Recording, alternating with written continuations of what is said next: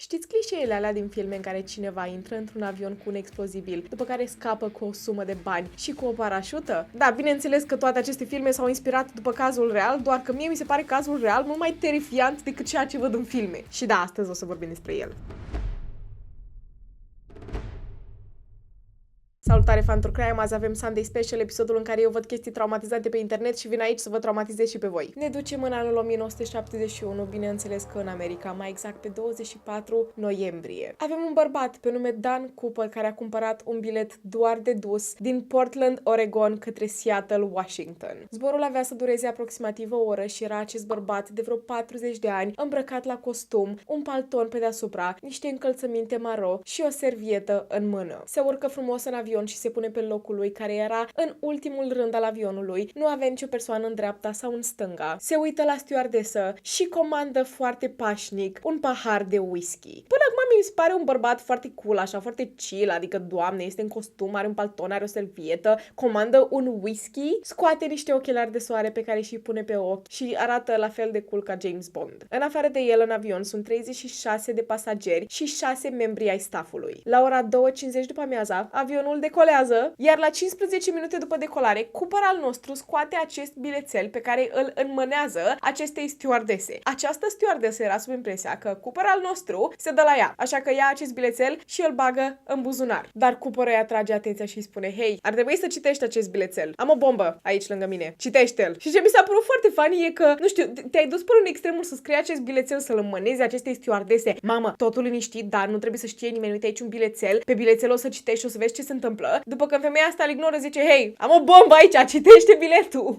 Nu știu, mi s-a părut funny. Bineînțeles că această stewardesă deschide bilețelul, pe ea scrie că are o bombă în servietă, după care se așează lângă el pentru că nu are de ales. Deschide această servietă și ce să vedeți, înăuntru avea material explozibil. Acum o mică paranteză pe care simțeam nevoia să o fac. În anii 1970, această securitate prin care ar fi trebuit să treci ca să ajungi în avion era aproape de zero. Era cel mai mic control ever, puteai să intri efectiv cu o macetă înăuntru și să nu pună nimeni niciun semn de întrebare. Abia în 1975 aceste controle au început să devină din ce în ce mai securizate și abia în 2001 a fost introdus TSA-ul după ce s-a întâmplat cu 9/11.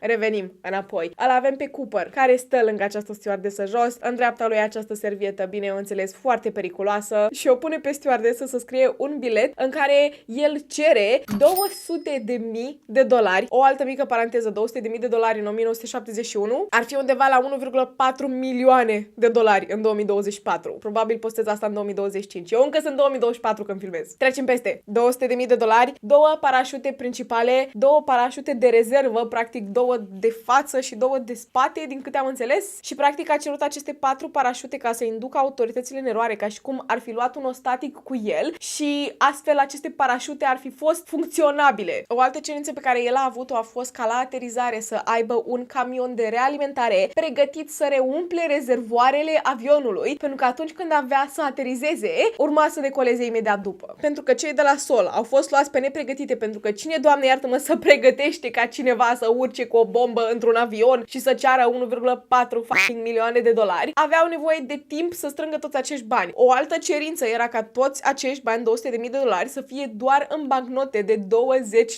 Doar în bancnote de $20. Trebuie să înțelegeți, când au strâns banii, toți acești bani cântăreau 10 kg. Așa că până au strâns banii, avionul s-a învârtit în cerc, pe cer, 2 ore bune. Vă dați seama că toți pasagerii erau terorizați. Vă dați seama să urcați într-un avion și deodată se trezește cineva: hei, eu aici am o bombă, calmați-vă, nu este nicio problemă, am nevoie doar de $200.000 și 4 parașute. Vă las să plecați, vă las. În momentul în care au aterizat, Cooper a lăsat toți cei 36 de pasageri să iasă din avion în schimbul la acestei sume mari de bani. Cele 4 parașute care, by the way, când a primit parașutele, oamenii mei i-au dat instrucțiuni de cum să folosească aceste parașute și Cooper a zis: no, thank you, nu mulțumesc, sunt bine, dați-le încoace. Și a ținut, bineînțeles, 4 ostatici: pilotul, copilotul, inginerul de bord și o stewardesă. Și bineînțeles că au decolat din nou. El i-a spus pilotului să plece către Mexic. Nu contează unde aterizează, departe, Mexic, ne ducem, câteva ore bune, avem timp. Toți cei 4 ostatici au fost puși în cabina de pilotaj și Cooper al nostru era efectiv în avion, se plimba stânga-dreapta și de aici cam nu prea știm ce s-a întâmplat. Adică știm ce s-a întâmplat, dar nu știm detaliile exacte. Un lucru care are să ducă la scăparea lui. O altă mică chestie la care Cooper nu s-a gândit e că acest pilot avea să ia o altă rută pe care ar fi luat luat-o în mod normal dacă ar fi mers spre Mexic. Afară era întuneric, ploua foarte tare, erau nori, sunt mai mulți factori care aveau să deranjeze acest plan măreț al lui Cooper. Ajunși în aer, el i-a dat ordine pilotului și mai exact, trebuia să stea la o altitudine de 3000 de metri înălțime, care este foarte, foarte joasă. În mod normal, un avion se ridică la peste 10.000 de metri înălțime. Pe lângă lucrul ăsta, l-a pus să reducă viteza la 320 de km pe oră. Flapsurile aripilor trebuiau să fie coborâte, adică asta se întâmplă în momentul în care avionul trebuie să încetinească și trebuie să se țină la suprafață, pentru că dacă aceste flapsuri nu sunt coborâte, ne ducem în jos. Bine, nu noi, ei se duceau în jos. Și pe lângă lucrul ăsta, scara din spate, scara de urgență, am impresia că era, trebuia să fie lăsată deschisă în permanență. Bineînțeles că toate aceste măsuri, în nicio circunstanță nu ar fi fost safe să fie făcute, da? Să meargă atât de încetul, să meargă la o altitudine atât de joasă și să aibă și scara din spate deschisă. Dar hei, avem o bombă, n-avem de ales, nu? Undeva pe la 8 seara, când avionul era între Seattle și Nevada, Cooper își pune 2 parașute pe el, se duce pe scara din spate și sare. Unde? Habar nu avem. Avem o idee de unde ar fi putut să sară, dar nu știm exact ora, nu știm exact cât de repede merge avionul, să nu mai zicem de faptul că vremea de afară nu era prea bună încât să determinăm exact unde ar fi sărit acest criminal. Cooper al nostru înghițit de pământ, nici urmă de el. Ostaticii au supraviețuit, bomba este detonată și haide să înceapă investigația. Bineînțeles că FBI-ul s-a implicat, adică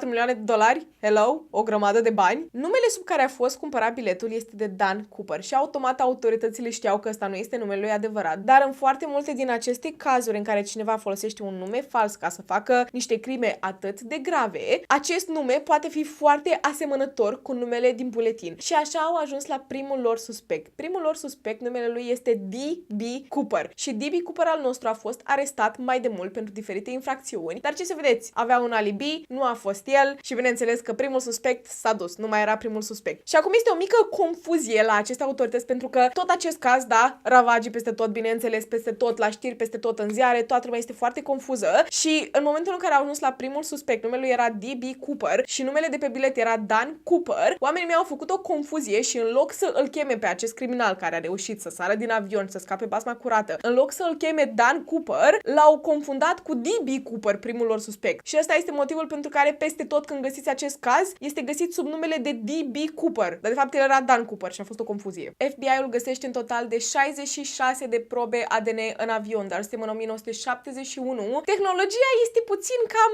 neavansată și nu au reușit să ducă absolut nicăieri aceste probe ADN și bineînțeles că începe și vânătoarea, încep să-l caute peste tot, încep să-l caute prin păduri. La un moment dat, forțele aeriene le împrumută un avion militar care a făcut de 5 ori aceeași rută, încercând să facă poze și videoclipuri la tot ceea ce era în jur și nu au găsit absolut nimic. Au trimis submarine sub lacuri să îl găsească și efectiv această zonă era pe o suprafață atât de mare încât era aproape imposibil să verifice milimetru cu milimetru. Au adus în total 200 de soldați care s-au dus pe jos prin aceste păduri încercând să găsească orice și nu au găsit absolut nimic. Avem portretul robot al acestui bărbat și atât. Efectiv atât. Vi se pare cunoscut? O altă problemă majoră a acestei investigații era că oamenii mei îl vedeau pe Cooper ca un erou pentru că până la urmă nu a ucis pe nimeni și atât. A furat niște bani. Who cares? A furat banii ăștia să se distreze, să se ducă în Honolulu, undeva pe o plajă, nu contează. Dar oamenii mei îl vedeau ca pe un erou și ăsta a fost motivul pentru care sute, nu zeci, sute de oameni au ieșit în față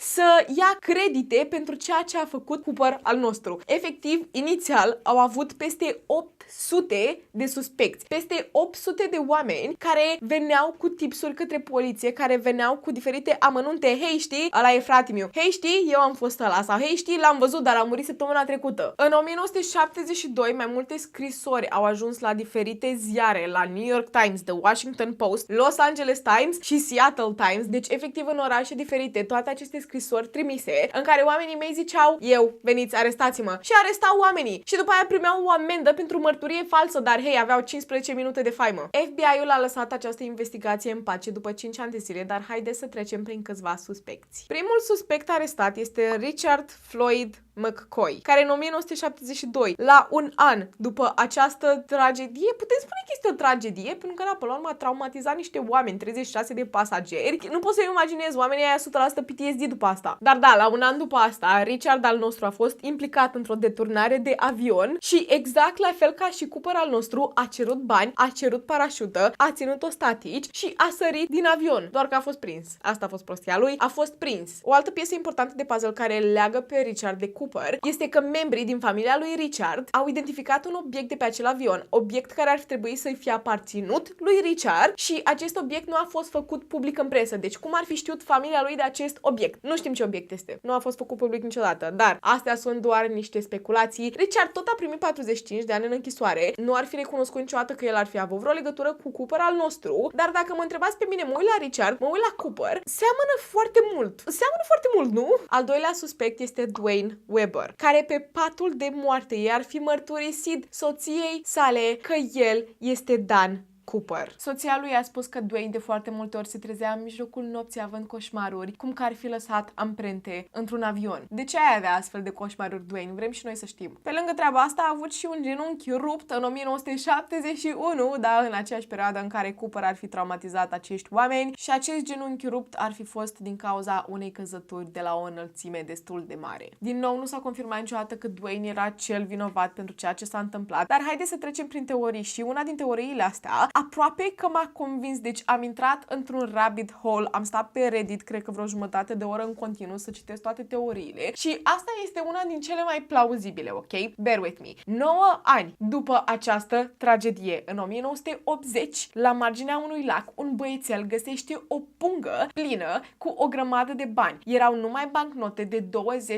$20 și în total erau $5.800 înăuntru. Acești bani nu erau de ieri de alaltăieri, pentru că arătau în felul ăsta, ok?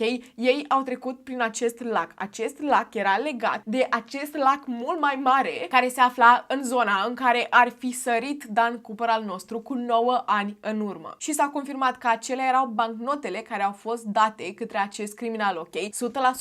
Ăia erau banii pe care i-a primit Cooper în momentul în care a furat acest avion. Și hai să trecem la teorie, că asta nu era teoria, asta este ce s-a întâmplat. Teoria este că Dan Cooper, pentru că vremea era cum era afară, pilotul nostru nu a luat ruta normală pe care ar fi trebuit să o ia în momentul în care mergea spre Mexic, criminalul nostru ar fi fost destul de confuz, ok? A plănuit acest masterpiece de jaf de a fura un avion, de a lua parașute, $1,4 milioane, care în realitate erau 200.000. Dacă zic 1,4, îmi place să dramatizez. Bine, nu e chiar dramatizare, asta este conversia în 2024, trecem peste. Omul meu a planificat toate astea, dar nu s-a gândit că pilotul nostru ar fi luat o altă rută, nu s-a gândit că vremea ar fi atât de afară și faptul că ploua, faptul că era întuneric, el nu s-a gândit ce va face după ce va sări cu această parașută. Și în momentul în care el ar fi sărit cu parașuta, ar fi căzut în acest lac care era extrem de adânc, s-ar fi scufundat pentru că această parașută este foarte grea, nu mai zicem de faptul că avea 10 kg de bani cu el, s-ar fi scufundat, ar fi decedat și de aceea corpul lui nu a fost niciodată găsit și așa se și explică cum 9 ani mai târziu s-a găsit această pungă cu bani în lac. Este o teorie destul de plauzibilă, doar că mie mi se pare o leacă cam imposibil să nu se găsească nici până în ziua de astăzi vreo rămășiță de acestui om. O altă teorie în care mă înclin așa puțin este că acei ostatici